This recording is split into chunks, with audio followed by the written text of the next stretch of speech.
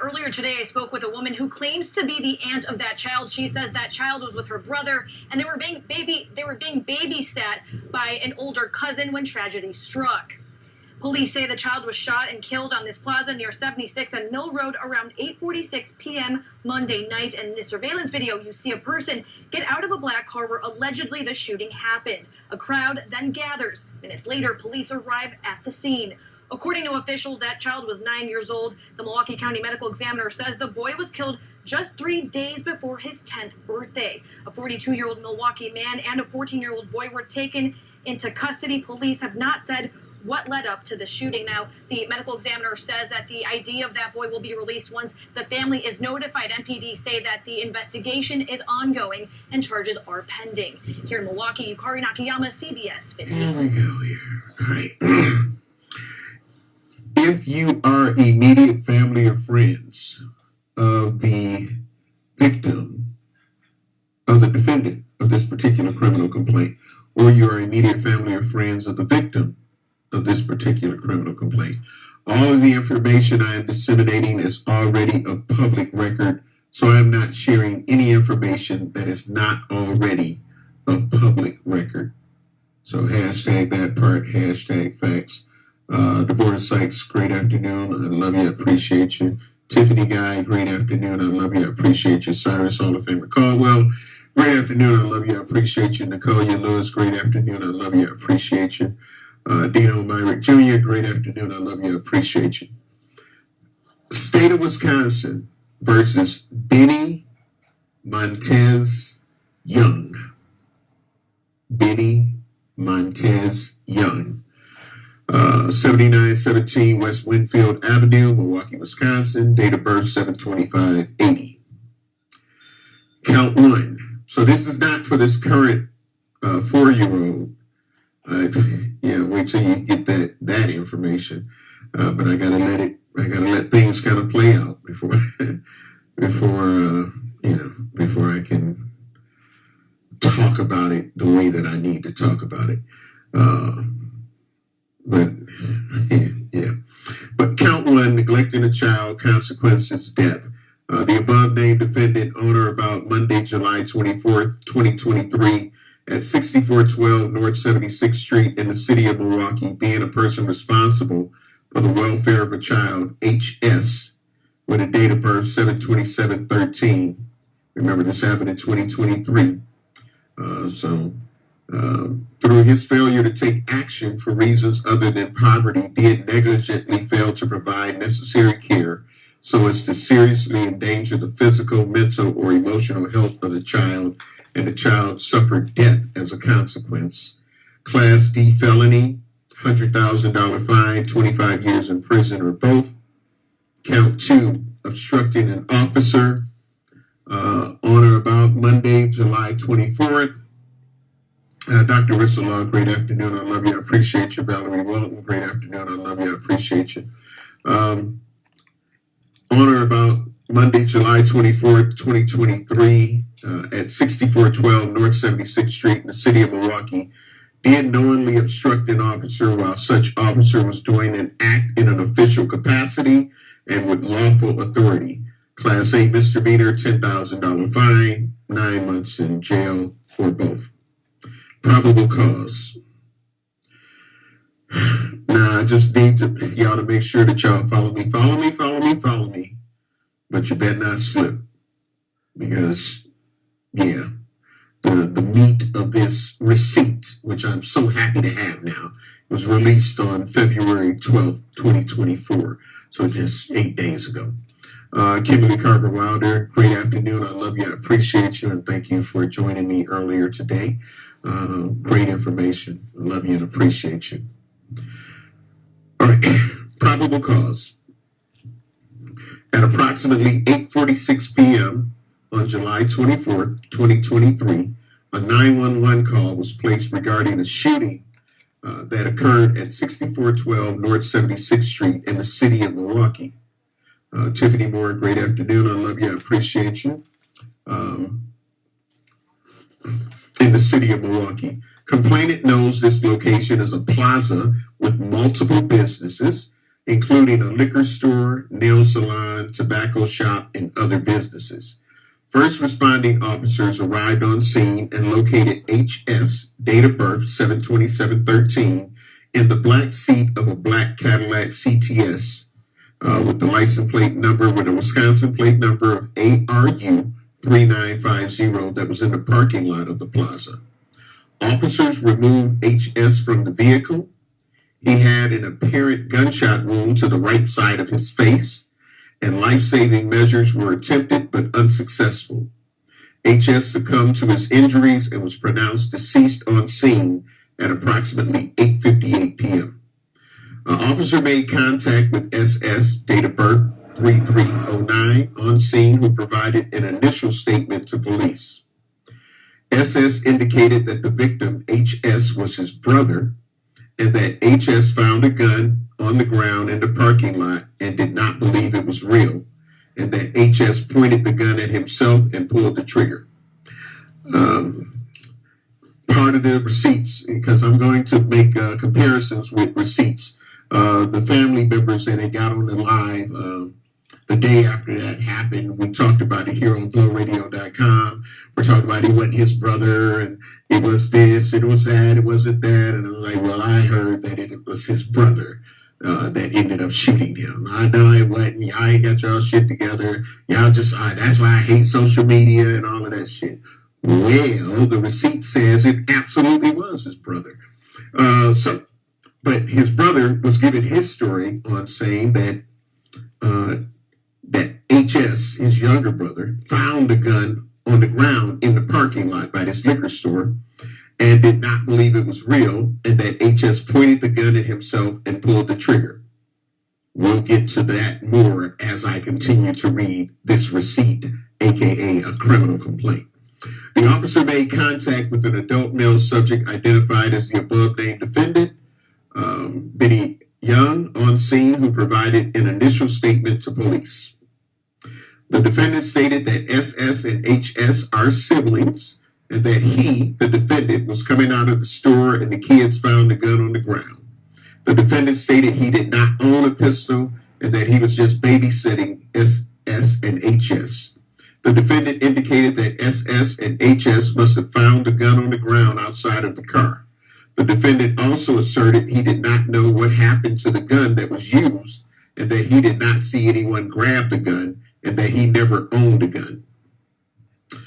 The detective conducted the scene investigation and searched the black Cadillac CTS. It should be noted that a check of Wisconsin Department of Transportation records revealed that the vehicle is listed to the defendant.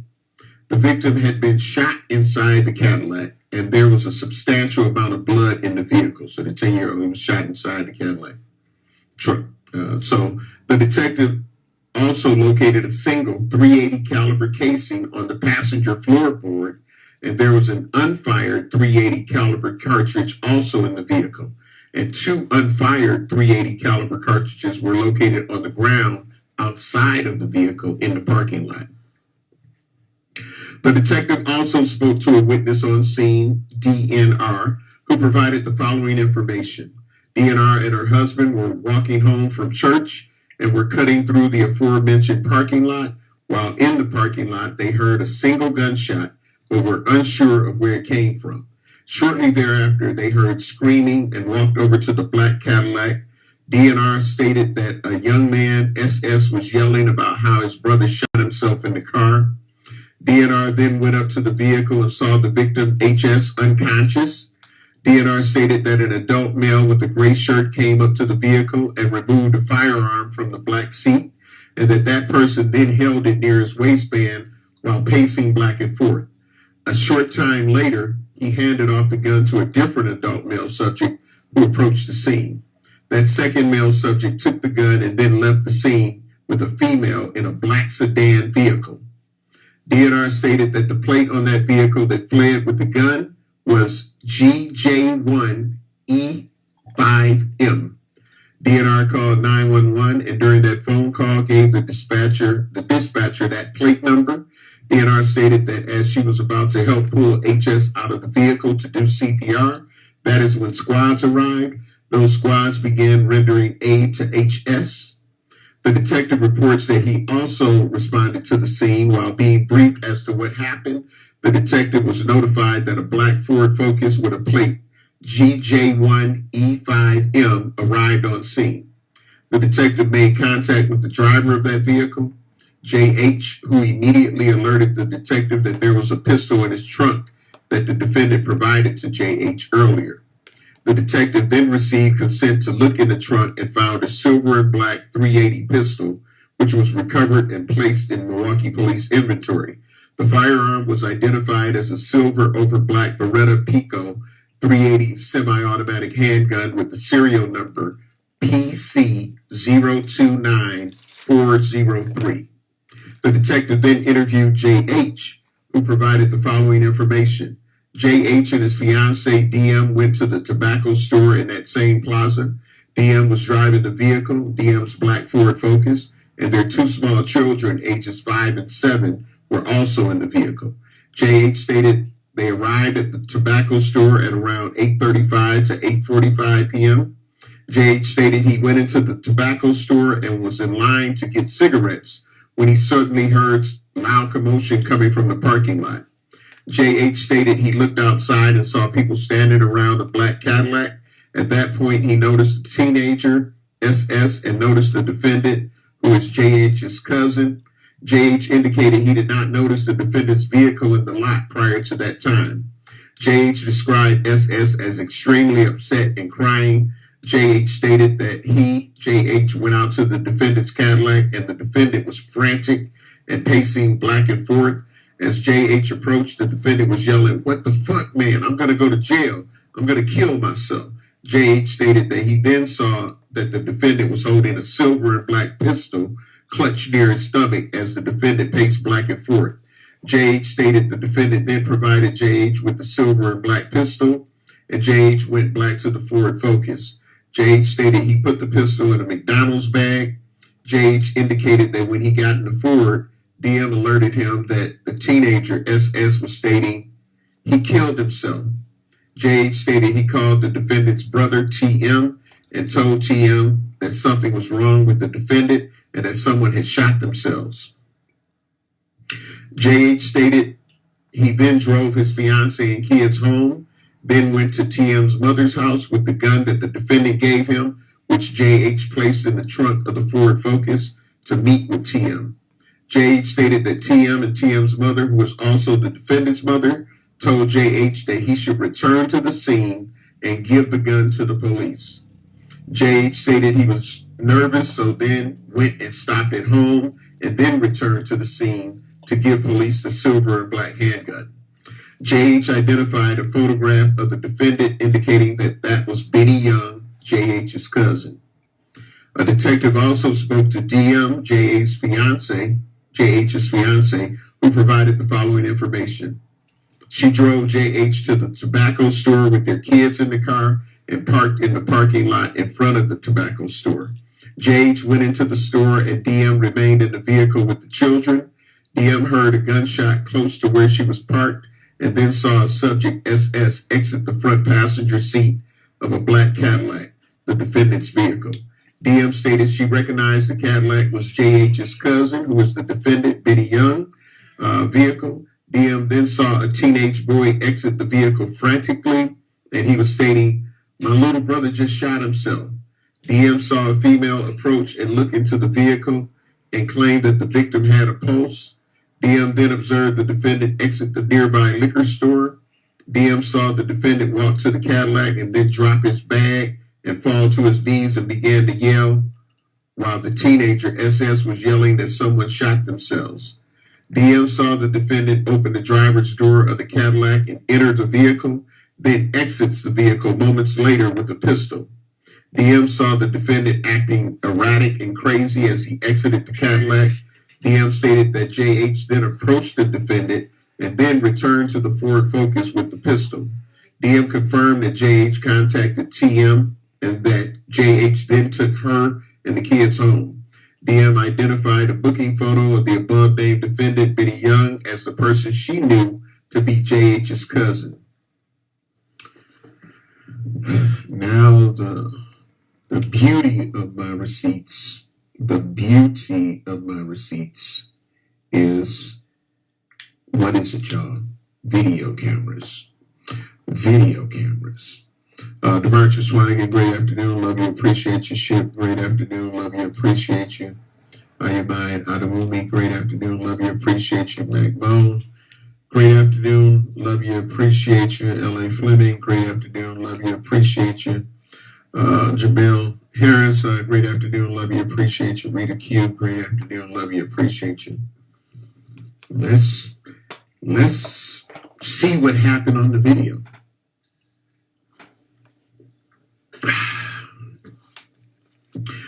Detectives reviewed multiple surveillance videos from the area of the homicide, including from Jimmy's Liquor and Magic Nails, both of which are businesses located in the plaza where this incident occurred. Jimmy's Liquor had only interior cameras, which of importance showed the following at 8:43 p.m. and 13 seconds. The defendant can be seen entering the store. The video is clear enough to depict that it is the defendant, and he is wearing a multicolored Jordan brand t-shirt, gray athletic pants with a white stripe, white socks, and black Nike sandals, which is what he was wearing when police made contact with him at the scene. The defendant receives a phone call and obtains 2 bottles of beer, then heads to the register. The defendant then pays with cash and then leaves the store at 8:45 p.m. and 53 seconds. At that time, a voice could be heard yelling, "What happened?" And another voice replies, "He shot himself." Shortly after that, a different unknown male enters the store and tells the clerk that someone shot themselves and tells the clerk to call police. The video from Magic Nails depicts the parking lot and area where this incident occurred, but does not have audio. The Magic Nails video depicts in sum as follows. At 8:42 p.m., the defendant arrives and parks his Cadillac in the parking lot, then gets out of the driver's seat and walks towards Jimmy's Liquor. At approximately 8:45 p.m., SS exits the front passenger seat and initially walks away from the vehicle, then walks back, and then runs away from the vehicle and is jumping, clearly in distress. SS then returns to the vehicle with a female who approaches the vehicle, then walks away with her arms raised, also appearing to be in distress. As she walks away, SS approaches Jimmy's Liquor, and then the defendant runs out of Jimmy's Liquor towards the Cadillac. For several seconds, the defendant and SS appear in extreme distress and jump around. And then the defendant enters the driver's door area, at which time SS opens the rear passenger door of the vehicle. The defendant then exits the vehicle and appears to have an object consistent with the aforementioned silver and black .380 handgun in his right hand. The defendant still appears in extreme distress and walks away from the vehicle and drops that object. SS picks that object up moments later, and soon after that, hands the object back to the defendant. As this is happening, several other people are approaching the vehicle. The defendant interacts with several people over the next couple of minutes and appears to look into the black seat of the vehicle at various times. At 8:49 p.m., the first responding police squad enters the parking lot and arrives on scene. At 8:54 p.m., an ambulance arrives on scene. After that time, first responders began conducting life-saving measures on HS, who was removed from the vehicle. The detective reports that he responded to the scene and spoke to the defendant on scene. The defendant provided, in sum, the following information. He is the older cousin to SS, who he calls Shuby, and HS, who he calls Harry. The defendant is currently watching them as the defendant's father is the legal guardian of SS and HS and had gone to Mexico for vacation. The defendant stated that they drove to a gas station because SS and HS wanted snacks, and then the defendant drove them all to Jimmy's Liquor because it was across the street from the gas station, and the defendant was going to buy beer and liquor for the defendant's birthday, which was the following day. The defendant purchased items in the liquor store, and as he walked out, he saw SS running towards him, saying, "Harry shot himself." People began to gather around the vehicle, and the defendant looked in and saw HS shot. The defendant denied that he removed any objects from the scene, which is contrary to what the video from Magic Nails appears to show, and contrary to other witnesses' statements described above. The defendant stated he did not observe any guns and did not own any guns. The defendant stated that he last owned a gun in 2016 and that it was a Taurus 9mm handgun. The detective also spoke to SS, who stated in sum as follows. He goes by the nickname Shuby, and HS, who is his brother, goes by Harry. That day, he and his brother went to the Boys and Girls Club and were picked up by the defendant, and they went home. Later, the defendant took them to the gas station, and then they went to the liquor store where this incident took place. SS then provided different versions of events as to what happened regarding the shooting. He indicated that HS found a gun on the ground and picked it up and was playing with it and shot himself in the head. When asked about simply finding a gun on the concrete right where they parked, SS then changed his story and indicated the gun was in the glove compartment and that HS took the gun out of the glove compartment and pointed it at himself, at which time SS tried to get control of the gun and it went off, after which he gave the gun to someone in a white car who drove off. SS was then arrested. Oh, we ain't done. We ain't done. Christina's Logic, put your motherfucking L's up. Great afternoon, love you, appreciate you. Sylvia Dixon, great afternoon, love you, appreciate you. Brother James Holland, great afternoon, love you, appreciate you. We ain't done yet, so follow me, but you better not slip. Later, during a custodial interview with the detective, SS provided the following information. He clarified that his legal guardian is the defendant's father, who was in Mexico on vacation, and that he and HS were left in the care of the defendant, who SS described as his uncle. SS reiterated that on the night of the incident, the defendant drove him and HS to a gas station. Then they went to the liquor store. SS reiterated that while he and HS were in the car, they were looking through the car and found the gun. SS again indicated that HS had the gun and SS tried to take it away. SS then changed his story and stated that he, SS, had the gun and HS reached for it, and that is when it went off. Eventually, family, those that wanted to argue with us, eventually SS admitted that he shot HS on accident, stating that he pointed the gun at HS and accidentally shot it and then saw blood. Then he threw the gun in the black seat to make it seem like HS did it to himself. Oh, they wanted to argue with us. They wanted to argue that that's not how it happened, and who would say that he wouldn't do that to his brother and all of that. I'm just saying, I'm just going by the receipts, people. I ain't making shit up. I'm going by receipts. That's it. That's all. Let me continue. SS tried to help, but did not know what to do. SS tried to help HS, but did not know what to do. SS stated that is when the defendant came out and told SS not to tell the truth. SS stated that he, SS, did not want to tell the truth either, just to get the defendant locked up. Then SS explained that he was scared the defendant would get a lot of jail time because he's the oldest and that's his gun. SS admitted that HS never had possession of the gun, nor did HS reach for the gun after the incident. SS stated he exited the vehicle and yelled for help. SS stated he never re-entered the car and he believed the police were the ones who removed HS from the vehicle. SS also admitted that another male, JH, approached the vehicle and said, "Give me the gun," so that they would not get in trouble. SS indicated he did not know the gun was in the car before he started going through the car. and indicated he found it in the center console. This does not exhaust complainant's knowledge of the statements made by SS during his custodial interview.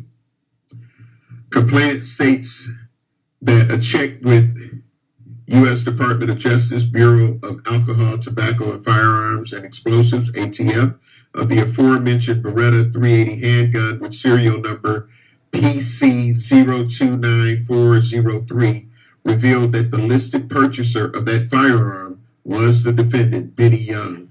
The detective obtained the firearms transaction record paperwork for the purchase of that handgun, which revealed that the defendant purchased that firearm on November 9th, 2016 at Cabela's in Richfield, Wisconsin.